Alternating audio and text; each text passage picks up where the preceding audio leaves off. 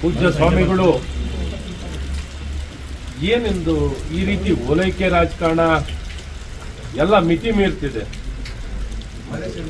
ಸರಿ, ನನ್ನ ರೀತಿ ಇವಾಗ ಬೇರೆ ಬೇರೆಯವ್ರು ಹೇಳಿಕೆಯನ್ನು ಕೊಟ್ಟಿದಾರಲ್ಲ, ಆ ಹೇಳಿಕೆ ಕೊಟ್ಟವ್ರ ಮೇಲೆಲ್ಲ ಇದೇ ರೀತಿ ಕೇಸ್ಗಳನ್ನ ಹಾಕಿದಾರ.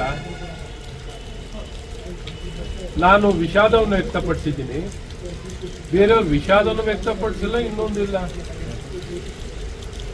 ಬೇರೆ ಬೇರೆ ಸಂದರ್ಭದಲ್ಲಿ ಇನ್ನ ಕಠಿಣವಾಗಿ ತೀವ್ರವಾಗಿ ದೇಶ ವಿರೋಧಿ